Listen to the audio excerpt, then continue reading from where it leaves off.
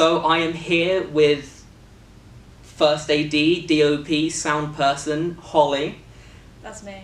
That's this guy. All roles. So Everything. yes, Puppet Love was a bit of a different experience for us because we didn't have a very large crew. It was myself, it was Ren, put a picture of Ren on screen. Wow. He's here with us. He is like he's here with us all along. There's also that chap from level 4, Alfie, put Alfie on screen. Do we have a photo of Alfie? I'll find one. But so that was the crew, and then we also had, obviously, we had a wonderful cast. Anne Flavie Testlin, we had Des Bajan, and we had Charlie Lark, put them on screen. Whoa, there they are. What a cast. And of course we have our puppets. Her neck is broken at the minute. We have Tansy, we have Bowie. Bowie is still in the premiere outfit. The outfit I made specifically for the premiere. I do have some footage of the premiere that I can put in, so put in that right now. Isn't it crazy that we both just saw on screen? Oh my god. So many cutaways. It's just like yesterday, except it was like... Yeah, so I think we are all coming up on about 8 months ago, because we shot it in... No, it was November. So November, December, January, February, March, April, May, June, July. That was, 8 months ago. Yeah, well, the premiere was February, so I guess that was more recent, but the filming itself was yes, very long time ago. 6 months on screen. It's a funny meme to do with Venom Let There Be Carnage. He's 6 months old. He is 6 months old. He's the youngest person ever. Editor, but Kane Parsons on screen. There he is. He was 21 years old now. As we're recording this, it is currently, it's 27 degrees outside, and Kane Parsons is now 21 years old. So it's quite unfortunate, really. Terrible. I'm younger than Kane Parsons. I'm 20 this year. But anyway, so yes, Puppet Love. You could never be in the back room. I could never be in the back room. Too young for back room. I'm too young for back rooms. They wouldn't let me in. Captain Clark would pick me up, and he wouldn't bite me. He'd just say you're too young to be here and gently set me down outside. There's a little high chart next to the taped up door. It's like, you must be this tall to back rooms. Too short to back the room. Puts me out there. It's like, fuck, I can't eat them, because you can eat them, they're edible. And it just looks so tasty and not gross and terrible at all. Little gross little white, fleshy orb. Editor, put the orb on screen. There's my famous orb, my famous bit, my famous orb. If they find every orb in the video, then they will win, I'll shout them out on my 13 subscriber channel. Yes! It'll get them famous. Your 15 subscriber celebration video that you're gonna make, where you dox your 15th subscriber. I'm actually gonna hunt down all the people in my films. I'll take a leaf out of Gooseworks, but I'll hunt them all down. I will. They can't be in anything after they've been in these films because they've peaked. It's a mercy. Puppet Love, Team Spirit, Coin Operated Clown. It's just a peak of everybody's film career. And, if I did that to my crew, I wouldn't have any crew left. That's an interesting thing to hear. You have been First AD on every one of my films so far, including Team Spirit, technically. I don't think I was close enough to being AD on Team Spirit. So you kept everything running. You kept things on time. Yeah, on the second shoot you were. I forgot. It was a year ago. 1 year ago, just like the video. Team Spirit, happy 1 year. I have been ADing. That's been something I've been doing. This is true. You keep things running. You keep the sets running. Put on a clip of Holly keeping things running on set. You got the bathroom clip. Put on the bathroom clip. There you go. It's a clip of you and Ren filming something in the bathroom. That was where the clip's from. Put that on screen. The bathrooms, the pool rooms. There's a clip that's going to be in the vlog a bit later where it's just Ren. His head is in his hands. He's staring at the camera while I'm haphazardly directing, just there oh my god. I need to send you a photo to put in your vlog of on Internet Survivor Girl. I shoved Ren in the small crevice between the toilet and the stall wall, and he was there for maybe an hour. He's a small fellow, I'm sure. That's why it's good to have Ren on these things. He's a small fellow, he can fit in these places. I was just like, Ren, my beautiful camera person, go in the hole. Get in the hole. Get in the corner. He's a small little fellow, he's good for fitting in these places. They've been in so many situations on our films. This is so true. Sorry, Ren. We're sorry, Ren. Yeah, we're sorry, Ren. We're sorry, Ren. Editor, put a picture of Ren on screen. This is our apology video. Have them on screen. But yeah, he came out and helped a few times, but other than that, it was just us. And to be fair, that's a good thing about Puppet Love, right? All of the cast was really down to help. When we saw how small the crew was, Annie and, Des wasn't really. She was late both days, very late. But Annie and Charlie, they were fantastic in helping out, in sorting things out on set. They, you know, because obviously there wasn't many of us, they were very good at that. And, you know, it creates, they're all in the credits for more reasons now. Because, you know, we lost everyone on Puppet Love. Originally, the original crew was supposed to be me, you, Ren, Joe, Lee, and then Josh was going to help out with puppeteering. I'm putting them all on blast in this vlog right now. And this is coming out. This is an apology video and a call-out video. This is a call-out post. We're gonna fight them in... me, you, and Ren. We're gonna fight them in like we're gonna go to Alton Towers and we're gonna fight them in the car park. Then we're gonna go to Weatherspoons afterwards and make up. It's a happy story. You raised your hand and I thought you were gonna go, editor, put the like fucking Mario and Sonic kissing gif on screen. Editor, put that gif on screen. Put the handball Mario and Sonic kissing gif on screen. We're gonna go Weatherspoons. We're gonna make up. And you know what? That's beautiful. That is what this is all about. Because this is a film about love. Guys. It's about love. Editor, put Tansy and Bowie kissing on screen. And now we'll flip it upside down and blow it all up. That's crazy. It's crazy. And then play the intro. Cook?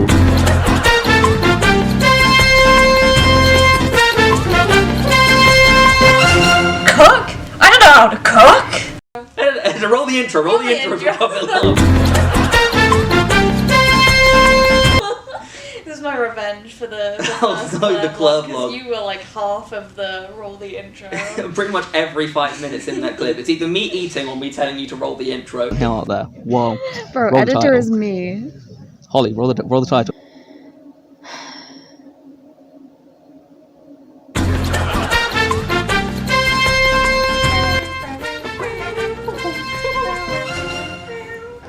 Come on, Farah. Editor, put in a clip from the club log. Put in a No. put in the biggest meme of 2025. FNAC, Five Nights at Chica's. Oh no! I'm leaving the podcast. No, don't leave the I'm going podcast. forever. Don't be Charlie Slimesicle. You know what? If you do that, unfortunate things are going to happen to you on the 25th of October.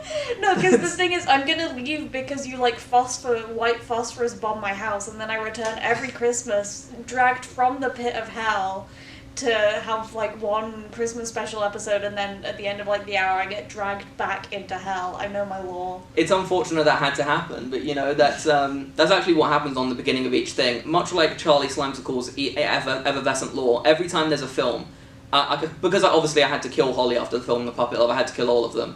I will drag you out from the pits of hell and be like, listen, I really need you to come and help me get this film together. I'm in trouble, man. I'm just putting my like arms back together. They've been like torn apart in the depths of hell. I'm like, it's okay. Just okay. You're coming back. You're coming back. Get me back in there, coach. She always does. Look, anybody who's watching, any big directing company, A24 if you're watching, get Holly on set, okay? Get her in. I always come back. She always comes back. I tried to do a Springtrap impression, but my voice got caught in my throat. Michael, don't leave me here! Put in a really fast clip of Hugh Bossman banging on the door to that scene. That's the way it is. Oh my God! But the Dark Kiln. Back to the Dark Kiln. Oh yeah, that's what we were talking about. Yes, we did. So the very first thing we did was we did test shoots, and this was as far back as October when we did these test shoots. Yeah. So, you know, very recent, very topical.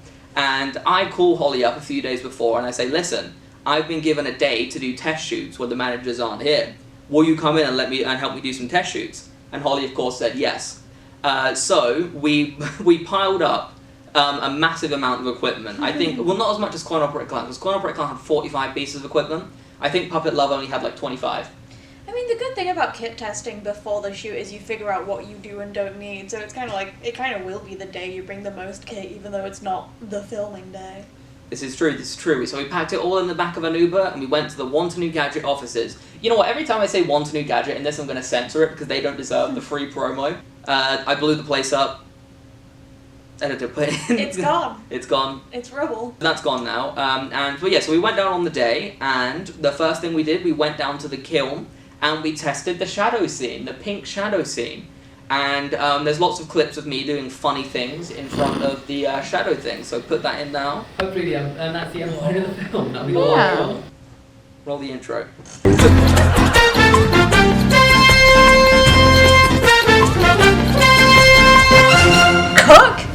how to cook. So, yeah, so that is what happened. So we went down to the kiln and we practiced the test shooting for the shadow scene. I sort of locked Holly in the kiln for a little bit. I disappeared for a while. It was dark in there, and that's actually where we keep you between films now. There was a little hole in the side full of spider webs, and like, if you went down there, you'd scratch your arms out. You could probably still see the scars, but yeah, that's how I got out to get like rats for food some days. But no, the rest of the time I was just in there stuck. So you were the one who's been eating my pet rats that I left in the Want a New Gadget kiln. Shit pets. Didn't train them very well. They couldn't escape from me. Anyway, so I'm gonna got out of breath just by turning off the camera, and that's not good. So yes, where were we on Puppet Love? Yes, the test shoots, and we did a lot of cool test footage. At that point, Tandy didn't even have arms. I hadn't made her arms yet. She was just a little worm, a little noodle, perhaps. And I ended up fixing her, making her arms. Metamorphosized. She metamorphosed. She evolved. Now she has arms. And she was the last one to get arms, which I feel like maybe that's problematic of me. So, I mean, her arms are almost falling off looking at it. That's not good. But, so, she didn't have arms for that entire test shoot, but we did some great stuff. And you can just tell the difference. Like when we brought on Annie, she is incredible with puppeteering. My puppeteering, like, you can see in, like, between the test shoots, and even, in, like, the ADR for the musical number, you can really tell the difference. And, like, she has a way of making them feel so alive. There are multiple points on set, like, I ended up just talking to the puppet. Did you ever notice? Did you ever have that happen where you ended up talking to the puppet instead of her? Like, she was amazing at it. I think I've got some clips of us talking to the puppet instead of her. I'm great at segues.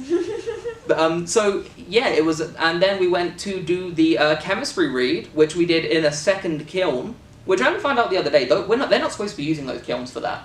Those kilns are, like, heritage protected. They're not supposed to be using those for offices. Because, you know, I could report them, I could not, but I'm not going to. It's all gone now anyway. You blew up a heritage site. I blew up a heritage site. Oh, no. No, not Jamie Oliver. Who's the... David Attenborough is going to be after me. He's going to cook you up? He's going to cook me up for this, yeah. He's going to put me in the oven because I blew up a heritage site. Robbie Williams is going to come after me. He's going to send his monkey after me. He's going to... Like a stand user, he's going to, like, open his coat like a monkey's going to fly out and get me. There is a monkey that's a stand user in JoJo's. Do not watch the monkey episode of JoJo's. It's like the worst one. It's got like all of the like really bad anime cliches. It's like fan service or okay, so there's a monkey and there's an underage girl. Oh no. Yeah, don't watch. Oh no. Skip that one. It's filler. They're on a boat. Like it's a good it's funny because the monkey's stand is a fucking boat. The monkey brings in a boat. The monkey's stand is just a boat that the monkey is on, and the boat is the stand, and the monkey... I don't remember fully. Where does this monkey pick up an underage girl? I don't fully remember. I know that happens. I know this is bad. The episode would have been so funny if they just had monkey boat and funny like adventures, and then people die and whatever. But they made it bad because it's anime and that happens. Anyway, you really can't trust anyone. Puppet Love, yeah. You know, the love in Puppet Love is completely age appropriate. It's completely okay. They're both adults. It's an interesting thing, really, because when I was writing Puppet Love, I did like think about casting a film. Like, was I going to make it a straight thing? Like, was I going to have like a man and a woman falling in love? But I felt like either way, it just sort of really would have given way to tropes. If it was like, oh, the man solves everything by putting together all the things, or oh, the woman is like a career woman who doesn't want to give up her career, but then she falls in love and she gives up her career. Miracle of Christmas. Miracle of Christmas. She moves back to her hometown. It's either like, you know... small hometown away from the big city. She meets one guy in a flannel and all of her problems are solved. And it's sort of like the only way I could solve this problem of having tropes was making it gay. Yeah. Now, no, I get it. Gender cliches suck. Make it gay instead. That solved all of my problems. This isn't about coin-operated clown. Puppet Love. I specifically made it gay to avoid all of the gender cliches, and while I could have just written it so there wouldn't be gender cliches, this was easier. I would admit it, I'll hold my hands up. No. But also, you know, when Annie first applied for it, she was the only person to send in a video, with an actual, monologue and an attempt at a song. In her audition video, she had a puppet. And it was this adorable little hamster, which she still posts videos with on her page. Go follow Angela V. Teslin on Instagram. Ezra, put her puppet on screen. Put her audition clip on screen. Might be in your bathroom now. Where's There's your go-getter attitude, Spot. How will you ever close the deal with that attitude? If you really think I'm even thinking about work now, well, I've got a bridge to sell you. Oh, I'm not talking about the business. Come on, girl. That's the most you've talked to anyone in weeks. Don't let that spark go out. What, do you mean got them back? After the line one did? No, I don't know.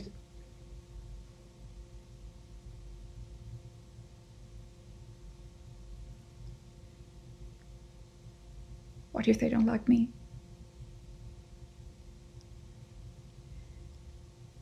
It's been so long ago. I'm not even sure I'm still the person. Come on. You're not the one with a head full of stuffing. Our blossoms are cool all the time. Gee, what's got into you? I know. But what I'm saying is, you'll never know unless you try. It's okay to be scared, but you gotta be yourself. Is this what I live for? To be choked in a toy store while staring into hell. There's something that's beautiful, being awake for my funeral. You can close the casket now. The plans for my father's whole proceed, born into moral poverty.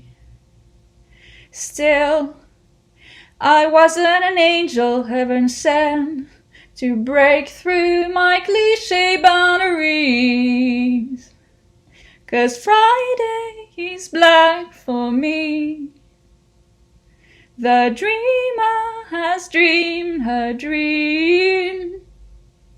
When Friday is black, there is no turning back, 'cause Friday is black for me. Is that some lesson learned? Should I never have wanted? I never even got started. Or were the decks always just stacked? I mean, it's really a godsend.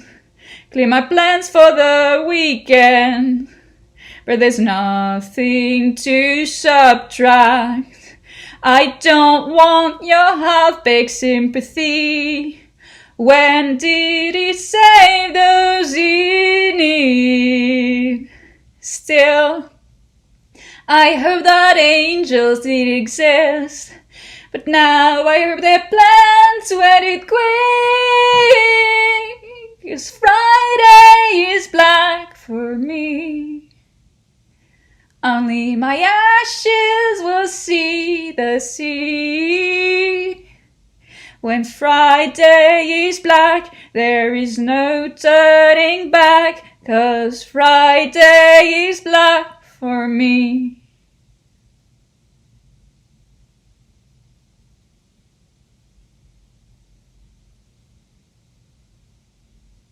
At first I didn't know what she was to me. At first I didn't know why I cared, or why I wanted to hold her and rock her to sleep. Did I need her more than she needed me? Maybe I'm wrong, she can go on her own, 'cause I'm leaving, 'cause Friday is black for me. Only my ashes will see the sea. When Friday is black, there is no turning back, 'cause Friday is black. There it is, isn't it? I haven't even seen that one. Have you not? First time I saw her was in the like chemistry read. Oh yeah, and they actually had another puppet, but it's just a completely different I puppet. was like, yeah, no, because I was like, was it a hamster? I thought it was like a little alien guy, but no, I think I saw the alien guy in the like. Yeah, she had like this big we'll show that on the chemistry bit, but she had like this like yellow alien fellow and like with like big eyes on top. And that was for a little bit. That was going to be either Bowie or Tansy, but I told her obviously I made these guys. I birthed them. But so yeah, so her audition tape had this little hamster which she does a lot of things with. She actually does touring, like, which is great. She does history shows. Like she does like I think she gets hired by schools and things to teach kids about history, and she does it with puppets.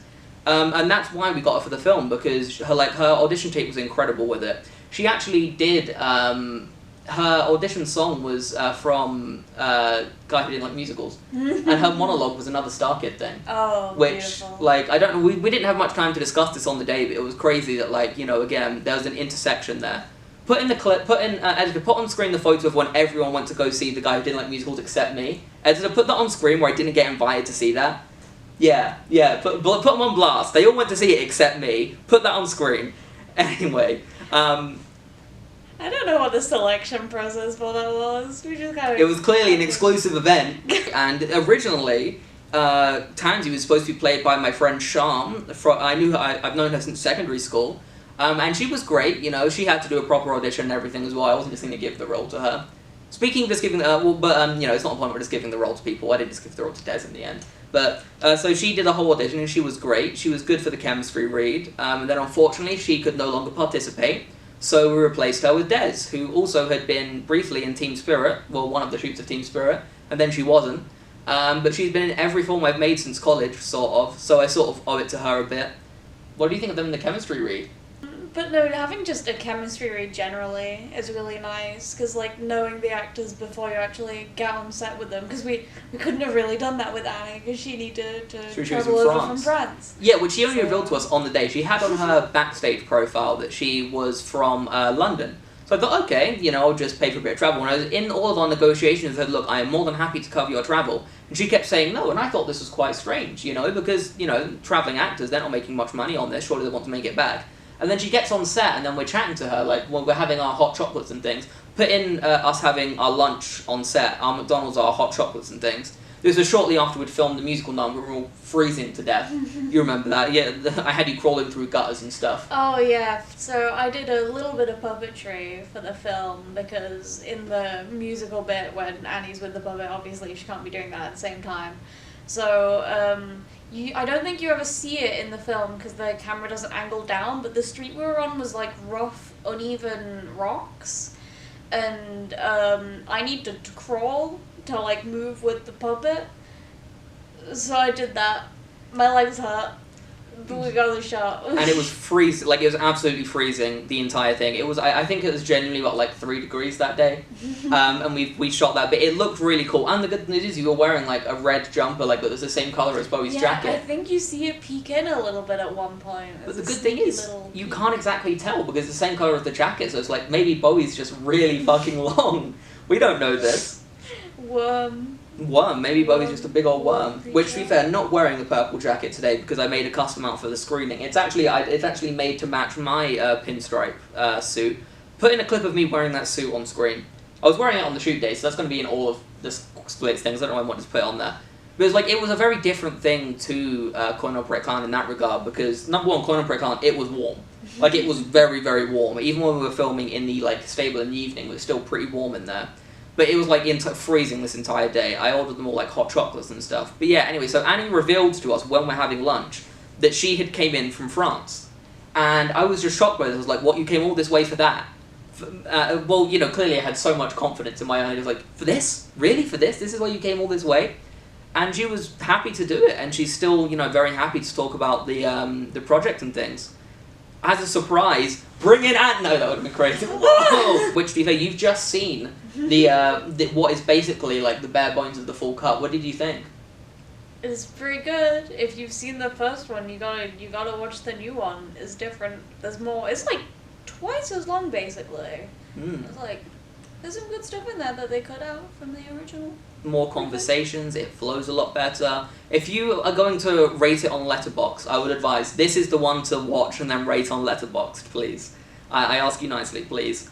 But yeah, so we where was I on the thing? So yeah, that's the coming soon. I don't know if the BTS or that's gonna have to happen first. It's funny, at the end of my Coin Operator Clown BTS vlog, there's a bit where I say, put the trailer on screen, look out for Coin Operator Clown coming out soon. I released the BTS vlog like a month after Coin Operator Clown came out, and nobody watched it. Well, to be fair, 75 people have seen As We Stand. Put all my analytics on screen. It's crazy because, you know what's weird about these analytics? Most of the people who watch me actually aren't subscribed. And there's a glitch going around that's unsubscribing people from people's channels, so you should go So guys, look down. Make sure you're subscribed. Down, make sure you're checking, because this is a new channel, guys. So you might not be subscribed. This new channel, but support really helps out. You gotta make sure. Okay, so we're out of focus. Hold on. Have we been out of focus for the last 2 clips? No, this time we're out of focus because I moved it around a little when I was trying to figure out the settings. It would be crazy if the whole thing was out of focus. Me do something that's too long and out of focus, that would never happen. Editor, put in the entire roof scene. Editor, put on the message Ren sent in the group chat a little while ago about how Hatter did some focus pulling in the Towers vlog to be from out of focus to completely out of focus the other way. Yeah, put that on screen. Put that shot on screen, the out of focus. I'm a filmmaker.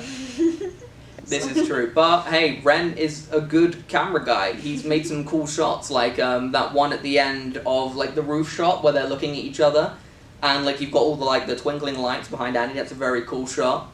There's a lot of this vlog that's just glazing Ren a little.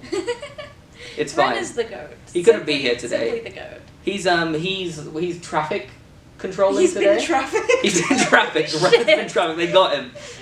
He looked really happy when they were doing it though. Put in the photo of Ren in his work uniform if he'll let me do that. Editor docs Ren's workplace. Docs Ren's workplace. He's at a horse track somewhere. If you're in the area, you can go and see Ren. You can go and be guided by Ren wearing a little frog hat. A little frog hat. Beautiful. He actually skinned Ribbit from the Amazing Digital Circus and turned them into a hat. It's really sad. So I suppose I should tell the story of how I actually came by having the footage back from it. It turns so I thought I'd lost all the BTS footage for Puppet Love. I had no idea where it went, and I got a call the other day because Theo Pavlo, who's my manager at Want the New Gadget, he still follows my pages. He found my pages. Find my pages. Editor, put Slenderman on screen. I'm so scared. There he is. He's here. Editor, put in that picture of Ragatha hanging out with Slenderman on screen. Small derailing story I have. I used to play Roblox games when I was 10, and I played a horror game, and there was a PNG of Slenderman that came up with a loud sound. I had to physically throw my tablet further away from me because I was so scared. Really scary PNG. Yeah. Editor, put that PNG on screen. No, the traumas. I very much derailed us. Where I got the footage from. So Theo Pavlo, he messages me and he says, I've still got all of that BTS footage you asked me to look after. I don't remember asking him to look after it. But it turns out he had 70 clips of BTS from Puppet Love, somehow. And I got it from him, and that's why I'm making this video, because I have all the footage back. Put in that clip of Alfie being dragged along the floor.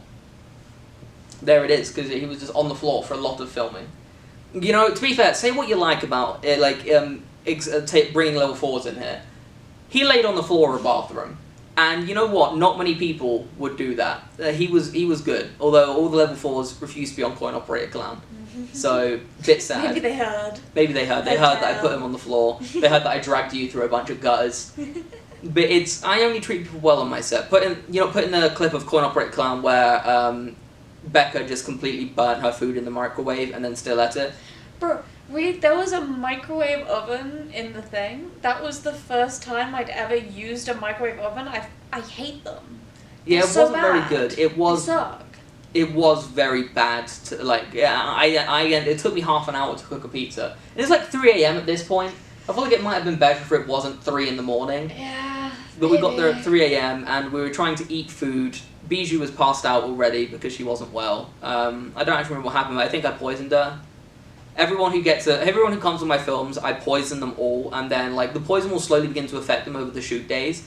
But they can't. So they can't leave. So I promised them that if you stay with me for all these shoot days, I'll give you the antidote at the end of the shoot days. And I did. And at the end of the shoot days, I do give them the antidote, so that heals them. And that's why people tend to get sick on my set. I don't ever poison myself with it though, because I'm good. Immune. I'm immune to the poison at this point. It's like I'm in the Hunger Games, where President Snow, his lips are like that because he would poison himself when he was poisoning other people. Because he kept antidote in his rose or something. As to put President Snow on screen. Put the entirety of the Ballad of Songbirds and Snakes on screen right now. Well, look, it's a really long vlog. What are they doing in there? So it's just the entirety of that movie in the middle. Oh, what's her name? Rachel Zegler. We got her on set for this, and also the guy from the film as well. I don't remember his name. Slime tutorial. Nothing mischievous happening in this. Nothing vlog. mischievous happening. I had to put in the entirety of the Digital Circus last act on screen. I had to put Ribbit on screen. Yeah. There she is. Put in Ribbit abstracting. On screen. I had to abstract this frog. Spoilers! They couldn't have known that would happen before the finale. No, nobody's ever They discussed didn't spoilers about the know. finale. That's coming out in 6 hours. Crazy, right? But yeah, so I'm scared. I'm not. I've already seen it. I'm scared. You may not have known this. We're getting a different ending on YouTube. Like, there's all these hints in all of their posts that we're going to get a secret ending, and the ending we saw wasn't a real ending. I'm not supposed to tell you guys. We're getting it's a completely secret, my different God. ending. It's a happy ending because the one we got wasn't happy enough. They actually bring Jax back, and they turn Jax into like they did transgender surgery on Jax in the circus. They did surgery on a rabbit. They did surgery on a rabbit. A rabbit is something you do This surgery bunny on. gay as hell. Kane actually does the surgery. That's the next adventure. They actually took it all from Ragatha to give to Jax, and that's what happens. There's still the Pomni and Ragatha hugging scene, but Jax's face is just like PNG, like shittily put on top of Ragatha's. This spins around. See, it was her all along. They were the same character all along. I think that was. all along. It was Ragatha all along. Put Ragatha on screen right now. Except make Ragatha purple and like change her face to like have like the Jax smile, and then now peel Ragatha. I'm gonna have to do all this. I don't know why. I'm really setting myself some challenges here. Yeah. And second one, put in the clip of the entire theatre just being dead for the entirety of our Digital Circus screening. Put Tommy Barton on screen. The first time I went, it was pretty full. And I think it was a cool experience because you could like kind of hear the audience reactions. It felt very communal. Everyone was enjoying the episode together. And then it broke down at the end, and that probably wasn't like good to do in public, but like, I was in Gotta bits do what you gotta do. continuously throughout that entire thing. Did anyone sing in your screening? Did they try and sing the song? I never had anyone try and sing, which surprised me. I thought people would want to. I'm glad they didn't, to be fair. I feel like, you know, you are very particular about quietness in the movies. I feel like you did, like, you just pull a comedically large axe from your pocket and just...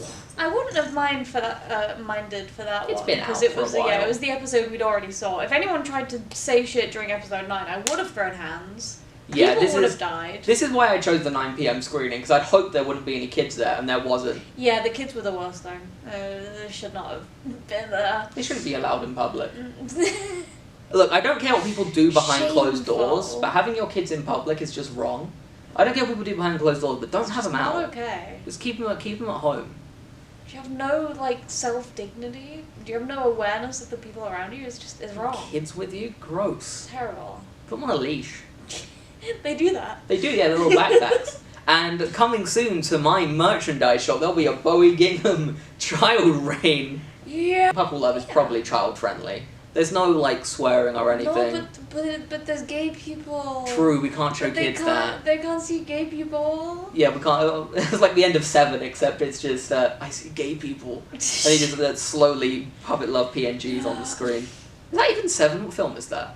Oh, 6 Sense. Sixth Sense. Sixth Sense I'm gonna 7. knock the camera over. No, please, it's my only camera. I'm gonna release my foot, which is the only thing keeping No. these 3 from being swallowed by the chair. Yeah, we're trying to look casual here, but like you are contorted to keep the chair in place. Give him a little wiggle, just to show you what's at stake here. It's a threat. It could happen, but I would ask you, please do not. I kept the painting. That was done by Des on set. Like you see it being painted in the film, and I kept it. I like keeping props from my films. I've got the doll from Team Spirit. I've got some stuff from Marisol's Kitchen and Flavors. I wasn't supposed to take that, but she did notice. I have Marisol from Flavors. She signed it, as you can see there. You can see she's autographed the painting. It's so faint. I don't know if they can see that on camera. I'm gonna do like they do in makeup tutorials. It's like focus. You can't even see my hand in the back of it. It's not on autofocus. It's going to be completely out of focus. I'm gonna focus on this, and then I'm not gonna refocus it when we go back to us. Focus. Focus. There we go. There it is. Look, there's her signature. There's the painting. Sort of a close-up of the painting. I didn't show it much in the thing, but there is a close-up of the painting. Holly, you're visible just to the side of the painting. Do something vlogtacular. Whoa, there it is. From anywhere else. Oh, you can see on the back there as well. There's all these... We didn't like properly attach them. We just stabbed it on like there's a bit of like roofing spikes we found, and we stabbed that on there. Put in the clip of me talking on the roof of Want a New Gadget. I don't think you ever actually see the puppets out here other than at the end when you have the sort of like the big funny wink at the end. With me sort of like looking at whatever else. The crazy part is, they don't know this. I'm out of breath again. They don't know this, but that's not actually the roof of the building, was it? It was not actually the roof, it was just a little balcony. But through clever moving, we made you think that it was the roof. Don't you feel stupid? That's how I get subscribers. Fucking idiot. Stupid idiot, dumb idiot. But yeah, so we made it look like it was the roof, and we talked about that on the thing of the test shoot. Like, how do we make people think this is a roof? And we said, just don't shoot the doors. We just said, don't shoot the doors, and that's why people think it's a roof.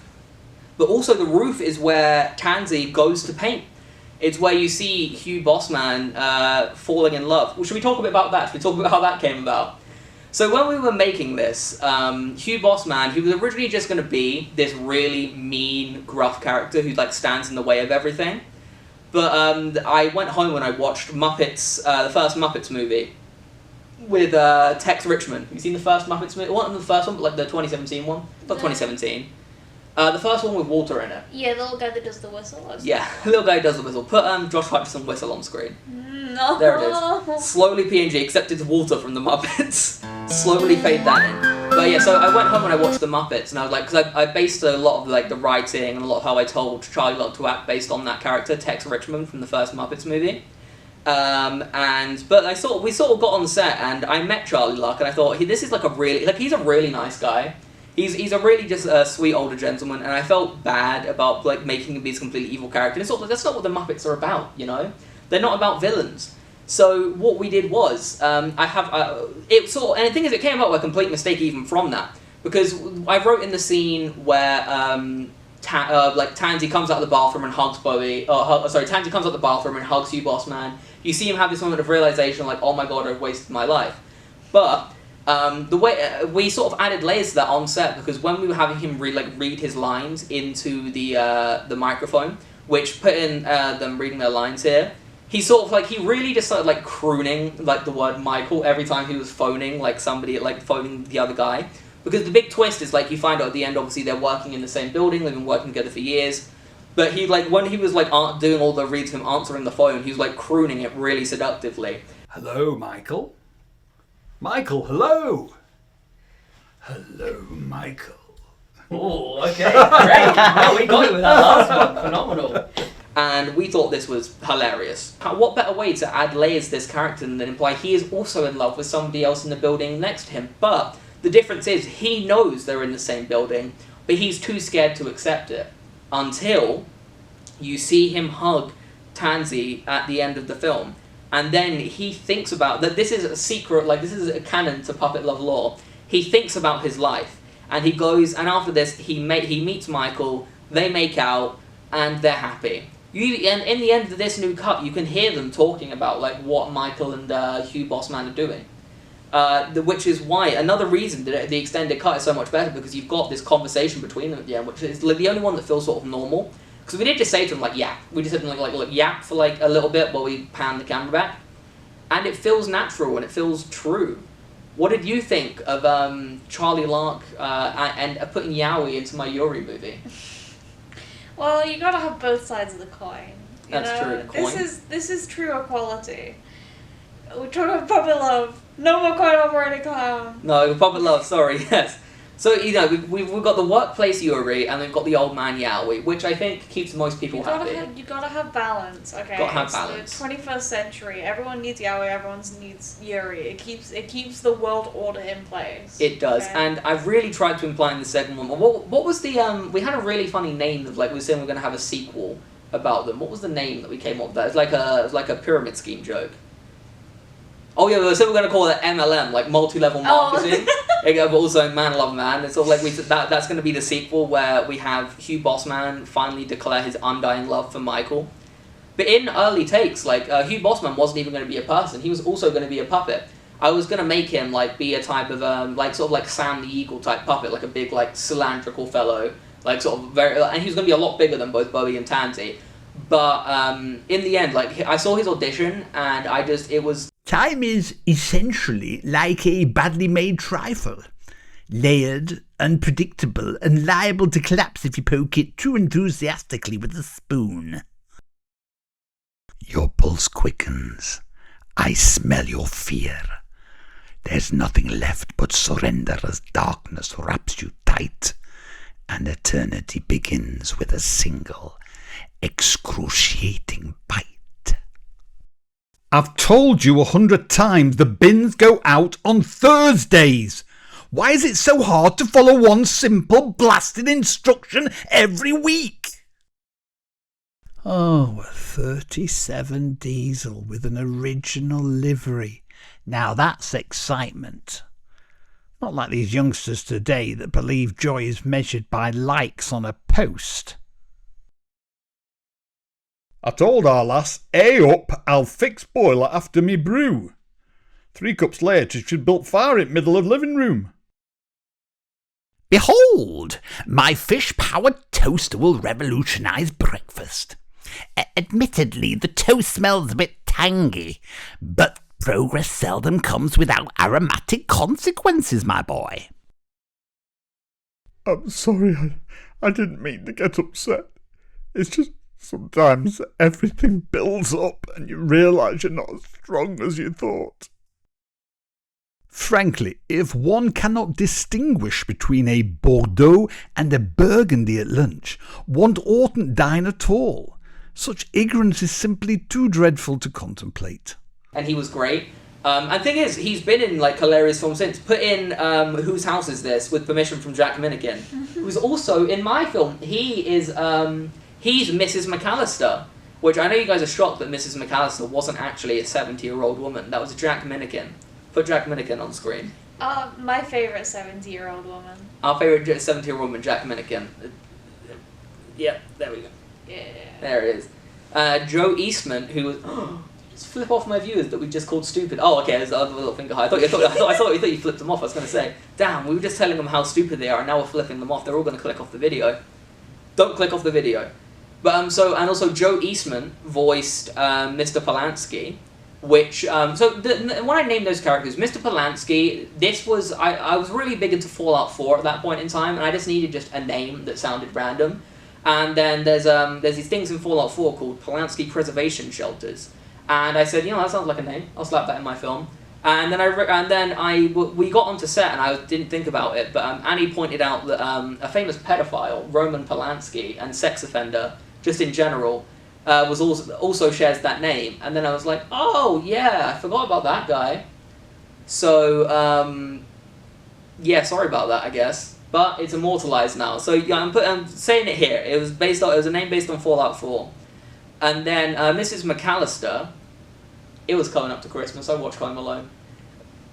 There's a lot of thought that goes into some of the names. Not so. Bowie Gingham.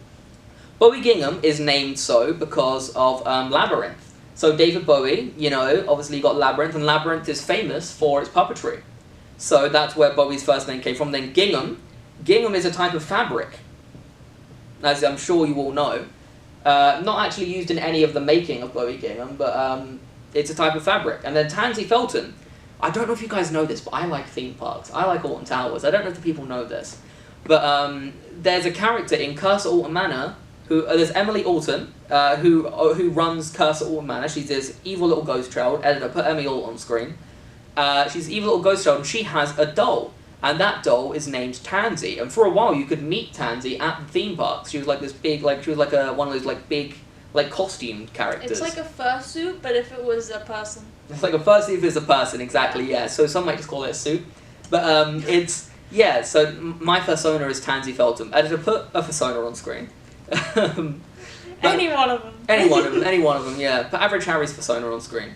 So we met... I didn't know he had one. Is this a recent development? I'm not too sure how recent it is, but somebody drew him like a persona that's a bear, and he started posting it a lot. And had to turn us into the thing. Turn us into the thing. Yeah, so Tansy, obviously that's where her name came from. She came from the doll, Curse at All Manor, and then Felton, because she's a puppet. They're not actually made of felt, they're made out of like wool material. I'm sorry, Tansy. Well, their arms are made of felt, but their heads are made of like sort of like wool material. It's out Alton Towers. There's this ride called Curse at All Manor, like this character who has like lots of dolls, and one of like the main doll characters' name is Tansy. So like it's a reference to that. So you've got me hook, line, and sinker there. Yeah, that's a theme park reference. But yeah, lots of thought went into even down to the names and things. So I'm not very good at doing like typical boring human names. I'm not good at that. I always feel like it seems strange. Because the name is that's a name that I could make a puppet pun out of. I don't like Tom Felton very much, and don't get me started on this because it'll be a very uncomfortable conversation for everyone. Tom Felton, is he the Dragon Ball dude? Yes, okay. Yes, that's him. He's still clinging on to his role. Still clinging on to his role many years It's later. like do you know like the... Easier. So much easier.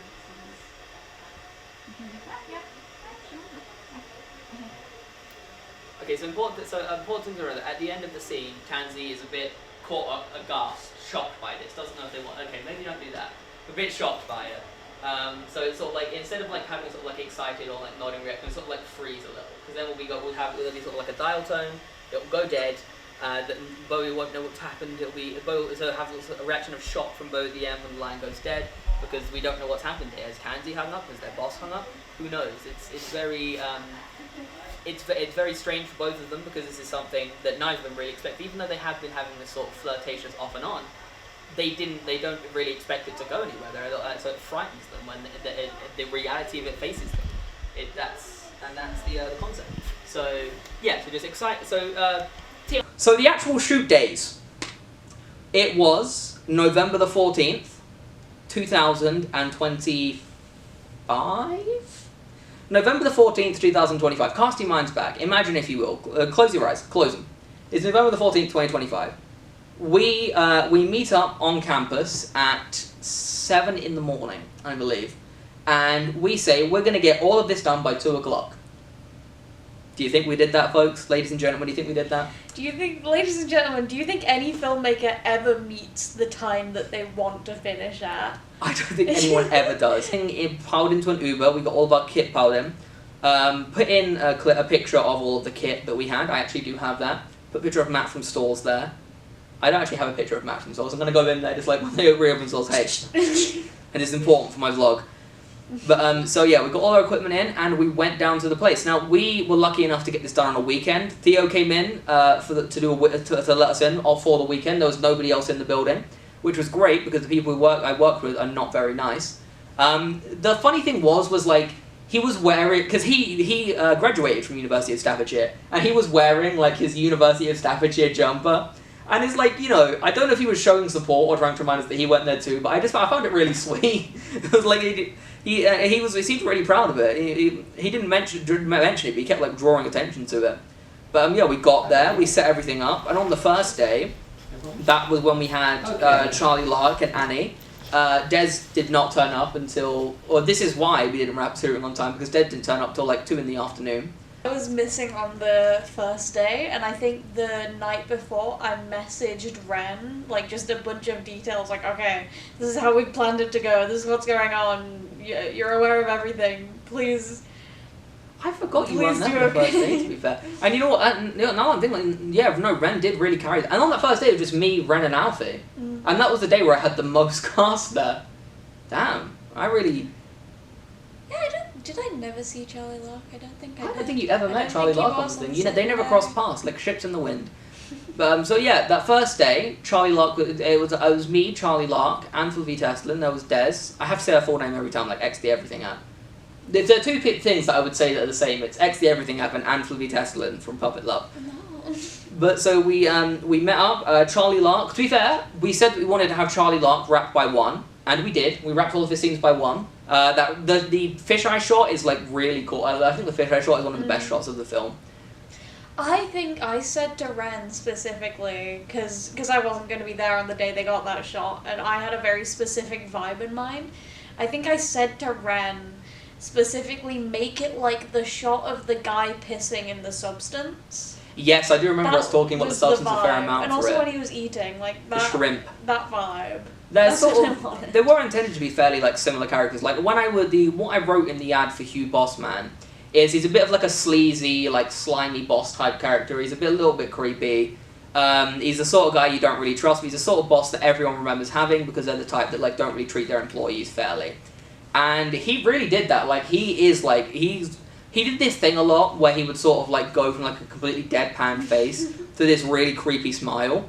And unfortunately, like he often did it off of camera, like off frame, and I didn't get to see it too often. But in the fisheye shot, you do get to see it in that thing, and it looks like really freaky. It's great. On screen, it's really interesting because like Annie, she's so used to working with puppets, which is another interesting thing. In the beginning, Annie wasn't originally going to be doing both the human version of Bowie and the puppet version of Bowie. So way back in the beginning, I was going to have somebody to do all of the puppeteering and 2 different people to do the puppet voices, and then I was going to have 2 different people who did do the puppet voices to do the actual human versions of the puppets. And realistically, I'm now realizing that was very much overcomplicating it. I do that a lot. I overcomplicate things a lot. But I did end up keeping, because one of the applications I had was from Milan Bobby, who is a fantastic vocal actor. He does the voice for the song. He was the one who sang the song. And originally he was going to do all the lines of Puppet Bowie. But when Annie sent in her audition, and she said that she wanted to do both, we got to the thing of like, we kept him to do the voice for the song because she wasn't confident singing. Which, to be fair, she shouldn't really. She has an amazing singing voice. But it's quite funny to have this, like, the character go from this really, like, high-pitched, like, sort of sweet voice, this really deep, like, soprano male singing voice. And hey, the song is, like, iconic now, I think. You know, everyone knows the song, obviously. But, yeah, so we got him to do that, we got Annie to do that. But she had such an interesting process because she couldn't, like, do Bowie's voice without having Bowie to hand. Come on, you're not the one with a head full of stuffing. Our boss sends our calls all the time. Sorry, can I get the puppet? Yeah. And there's a really good clip of her, like, talking in, like, Bowie is, like, on the mic, and she's talking into it, but, like, she completely couldn't, like, get the voice down without having the puppet on her hand, which is amazing. But, I was sort of shot in the foot a bit by having, with the, vocal, because when we were doing, like, some of the talking scenes, you can hear the boom mic being moved. And it's quite, because it's always moved like a little bit after one character starts speaking.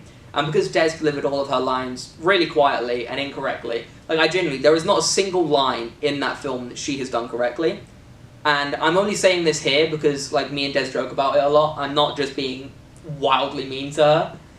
But that's the unfortunate nature of it, to be fair. And that was essentially what most of the first day was. We shot all of that.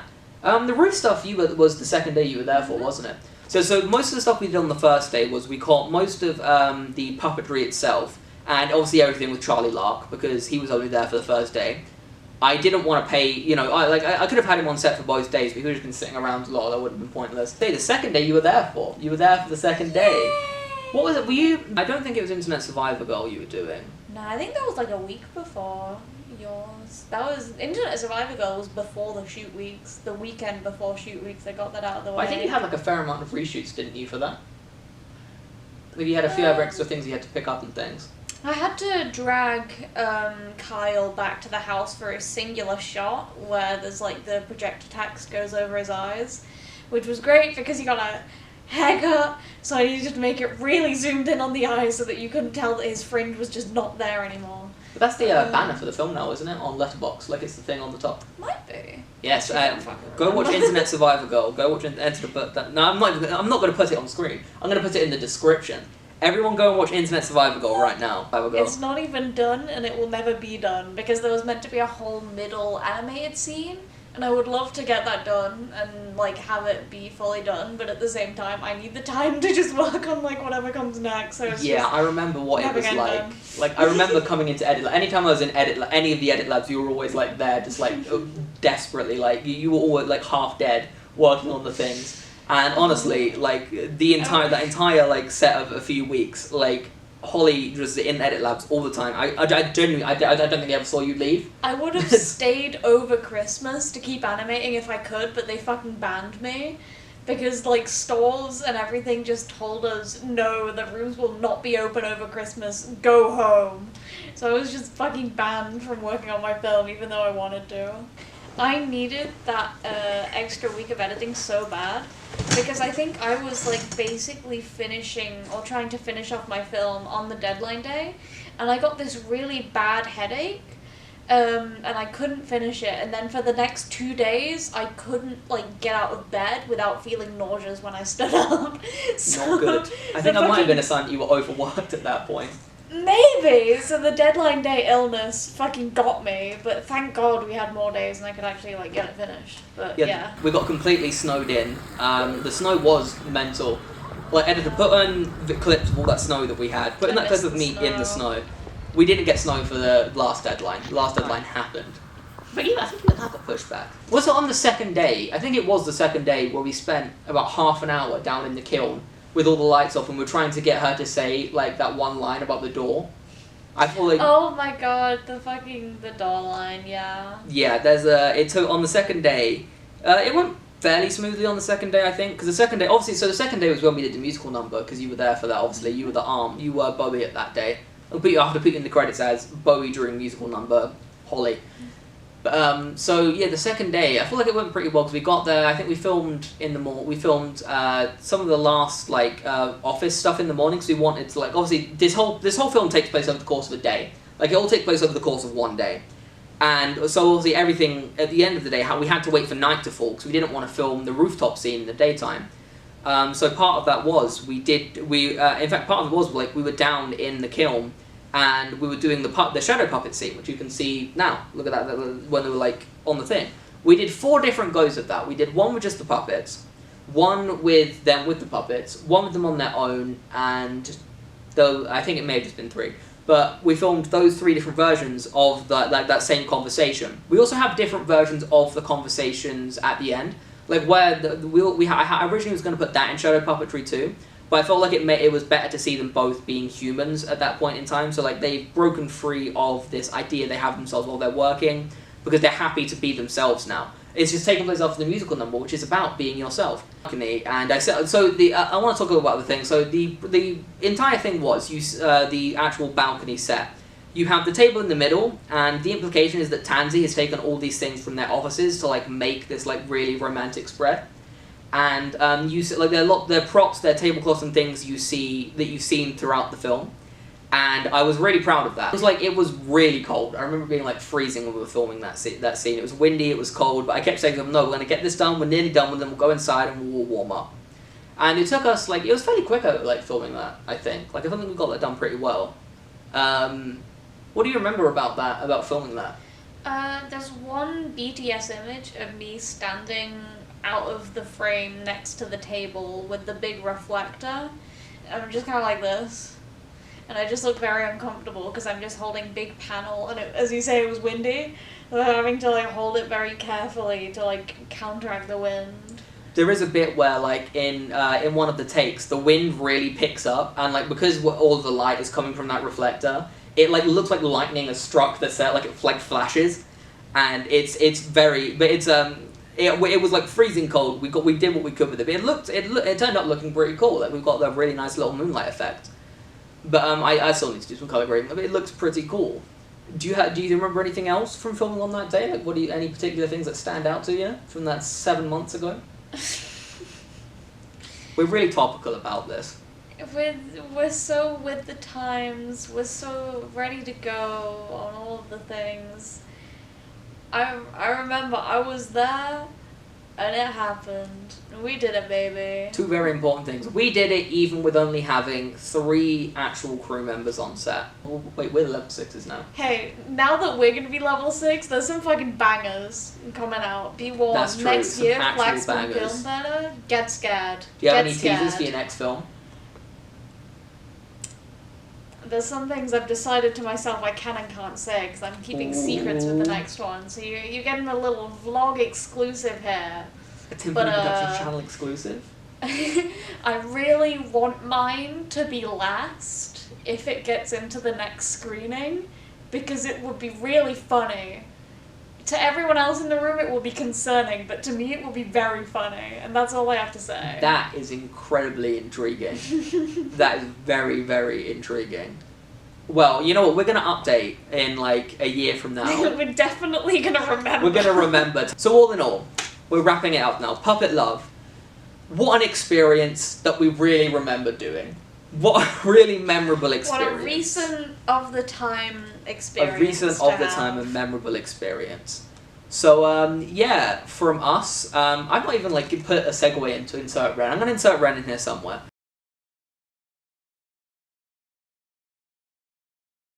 One of the challenges of the first day was it was incredibly rainy outside, so we had to kind of bring in a lot of warm lighting to make it not look miserable, which was helped out a lot by some of the props, of course the puppet.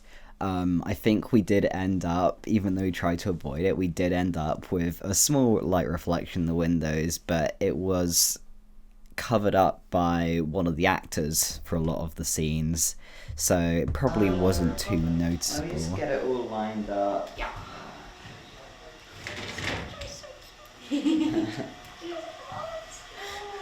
That's like job interview outfit. It was also fun kind of doing all the angling and positioning for the filming the puppets so that the actors and actresses wouldn't be in frame. Annie, the puppeteer for most of the scenes, was very flexible, as you might see in some of the BTS photos, so that really helped us out. It was also kind of a bit of a change as director of photography, trying to contain the main elements within half of a frame, because, you know, knowing it would be turned into a split screen, you had to kind of get all the different like props and all the action kind of in the center, whilst keeping the surrounding area still interesting before it turned into split screen. Recording lines was fun. We kind of shimmied a sound blanket into a corner of a room and had all our actors interacting with each other, which was kind of fun. And I got a bridge to tell you. Hardwood, new construction. Let me tell you what a bridge. Good morning. Is this Mr. Polanski? I have a bridge to sell you. One of my favourite scenes to shoot was the ending nighttime scene where they're at the dinner table. There was some really good practical lighting in the background that was just, we were just lucky to have it there on the day, and then we could kind of boost out with a backlight on Annie's head as well that matched the colour temperature, and you know, that combined with the table and the props and the candles with a flickering tube light in the background. I really liked how this was set up, and also the dolly shot at the end was quite fun to do. Okay, that's a cool note to leave it off at. So sorry, this is bullshit. It's fucking like it's 24 degrees Celsius. It's 10:30. I'm gonna kill myself. So from us, all of us here at Puppet Love, keep on loving, keep on puppeting, and watch the director's cut of Puppet Love coming out very, very soon. Yay! We're done! I gotta get out of here. Get out of here. Wow. Goodbye. They didn't even get squished that much. They didn't get. Oh god, now they're being squished. They're being eaten. The moment the camera turns off, she starts getting violent. Hold on. Are we still rolling? We're still rolling. Bye-bye. Bye-bye. Oh god, Tansy, what are you doing? You can't do that on camera. Tansy! Don't try this. Whoa, hey, just show the waving. Zoom in on the waving. Zoom in on the waving. It's okay.